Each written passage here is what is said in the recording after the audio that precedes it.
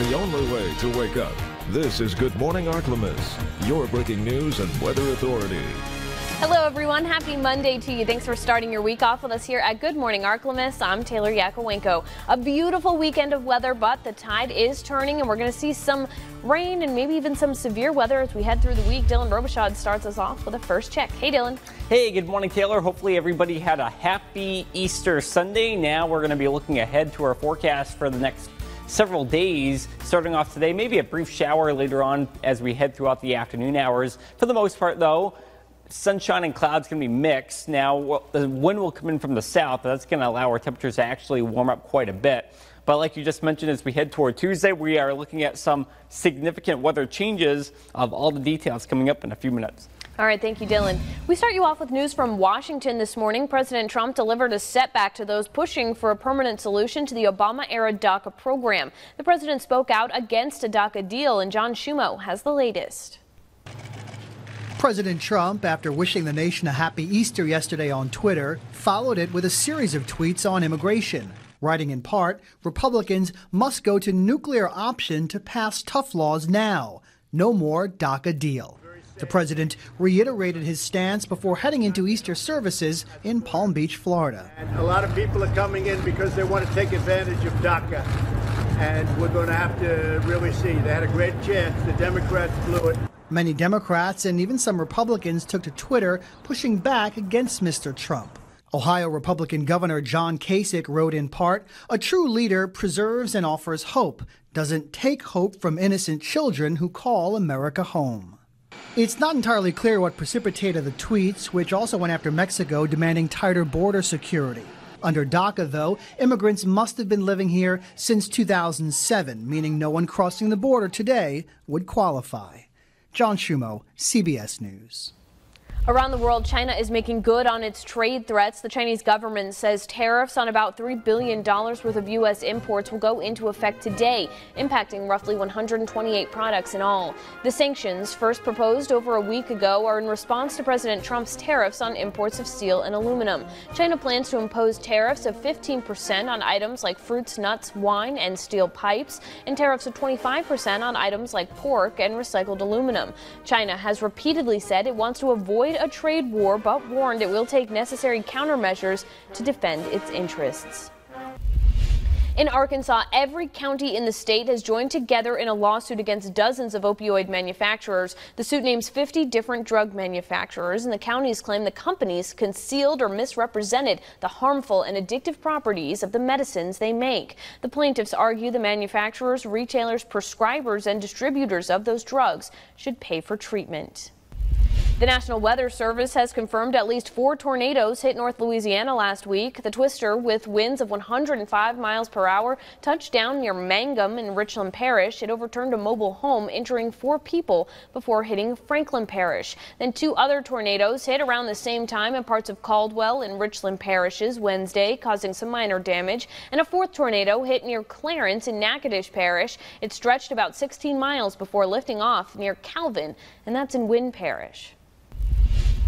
Teachers in Oklahoma are expected to skip class this morning to protest at the state capitol. Educators say they need funding. Some districts claim students don't have desks to sit in and say some textbooks have been outdated for more than a decade. Nearly 100 teachers are expected to walk out, hoping lawmakers hear their message.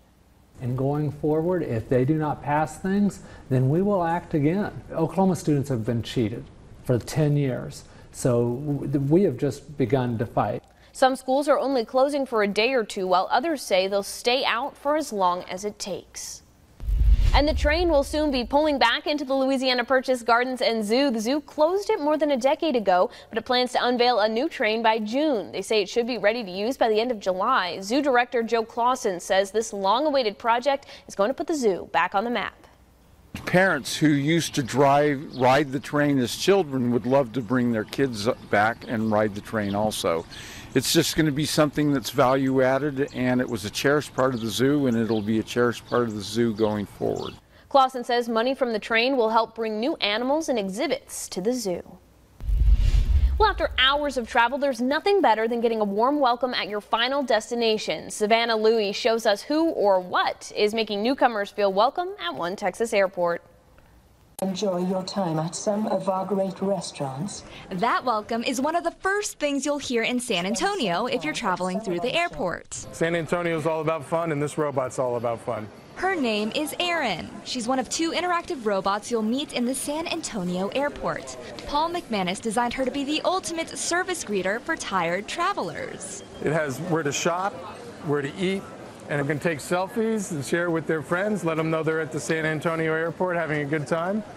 Erin is bilingual. She speaks English and Spanish. She can move around and is guaranteed to cheer up the grumpiest travelers, all through her touchscreen. A project constructed in just 6 weeks. That short timeline makes San Antonio the 2nd airport in the country to have this type of interactive robot. Airport executives say that Erin's work will make the Alamo City's airport one of the best in the country. We're going to take our customer experience here and just raise the bar. It creates distance between us and all the other airports. And as we head into the Final Four weekend, Erin's arrival couldn't have come at a better time. All the different passengers can vote who they think is going to win the Final Four. And if you're wondering how visitors feel about the airport's newest employee, these looks of awe say it all. Trending this morning, an artist has taken the phrase good enough to eat to a whole new level with graphic body part cake art. She uploaded videos of her realistic creations to Instagram, one showing a knife chopping what appears to be a human hand holding a carrot. She says when she was studying nursing, one of her first body part cakes was inspired by a maternity class where she learned placenta meant flat, and it gave her the idea for doing a flat cake shaped like a placenta. She says when people see her cakes, they either want to eat them or run away. Run away.